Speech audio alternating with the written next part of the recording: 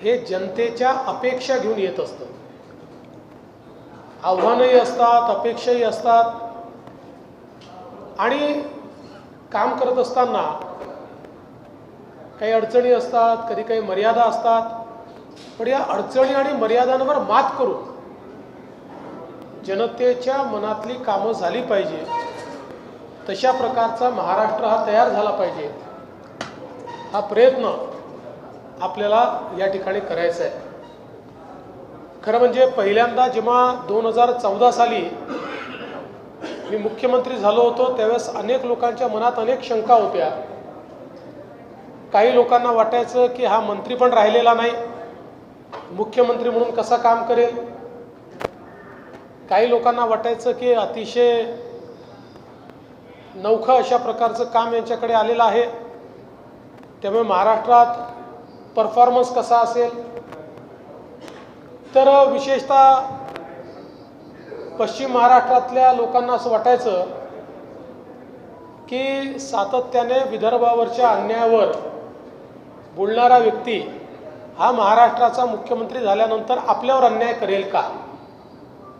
पण माझ्या पहिल्या 5 वर्षाच्या कामामध्ये लोकांच्या लक्षात आलं की विदर्भामध्ये तर खूप काम केलंच आपण, मोठ्या प्रमाणात विदर्भाचा जो हक्क होता तो विदर्भाला मिळवून देण्याचा प्रयत्न केला। पण त्याच वेळी महाराष्ट्राच्या कुठल्याच भागावर अन्याय आपण होऊ दिला नाही। किंबहुना विदर्भामध्ये सिंचनाचे प्रकल्प इतक्या मोठ्या प्रमाणात केले, जवळजवळ 80 प्रकल्प पूर्ण केले आणि अनेक प्रकल्प आता पूर्णत्वापर्यंत आणले।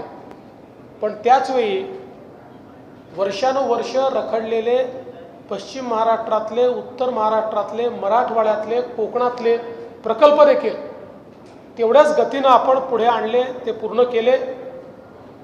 इन्फ्रास्ट्रक्चरचं क्षेत्र असेल, उद्योगाचं क्षेत्र असेल, सगळ्या क्षेत्रामध्ये एक मोठी भरारी त्या 5 वर्षामध्ये आपण त्या ठिकाणी मारली। आणि पुन्हा गेल्या 2.5 वर्षामध्ये राज्याचा उपमुख्यमंत्री म्हणून जी काही संधी मिळाली त्यातही विशेषतः ऊर्जा विभाग असेल, इरिगेशन विभाग असेल, होम असेल, गृहनिर्माण असेल, अशा अनेक खात्यांचं काम करताना ऊर्जा विभागामध्ये तर पुढच्या 25 वर्षाचा रोडमॅप ऊर्जा विभागाचा आपण तयार केला आहे आणि पुढच्या 2 ते 3 वर्षात ही परिस्थिती येईल की पहिल्यांदा उद्योगासहित सगळ्या प्रकारचे इलेक्ट्रिसिटीचे दर हे आपण कमी करू शकू, अशा प्रकारची आज व्यवस्था ही ऊर्जा विभागामध्ये आपण उभी केलेली आहे। इरिगेशनमध्ये देखील आपल्याला कल्पना आहे की 6 नदीजोड प्रकल्पाची कामं आपण हातामध्ये घेतलेली आहेत। ही 6 नदीजोड प्रकल्पाची कामं महाराष्ट्राचं ट्रान्सफॉर्मेशन करणारी आहेत।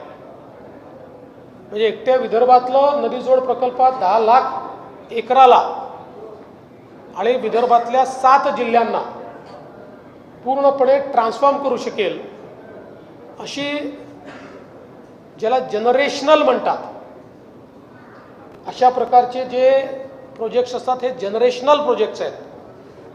असे प्रोजेक्ट्स हे सगळे आपण हातामध्ये घेतलेले आहेत।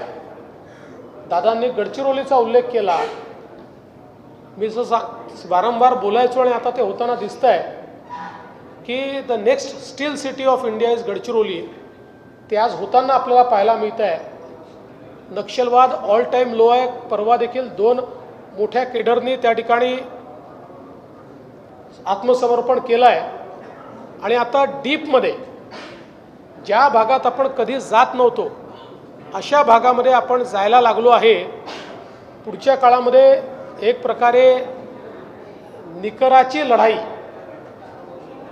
ही संभावित आहे, ती होताना दिसते। पण त्यातून निश्चितपणे मोठ्या प्रमाणात गडचिरोलीसारखं क्षेत्र हे बदलण्याचं काम आपण करणार आहोत। आज विदर्भामध्ये ज्या प्रकारे इन्व्हेस्टमेंट अपॉर्च्युनिटीज मला दिसत आहेत, ज्या येऊन राहिलेल्या आहेत, त्यातनं विदर्भालाही औद्योगिक इकोसिस्टीम जी पूर्णपणे आपल्याला लॅकिंग दिसत होती ती आता मोठ्या प्रमाणात उभी राहते आहे.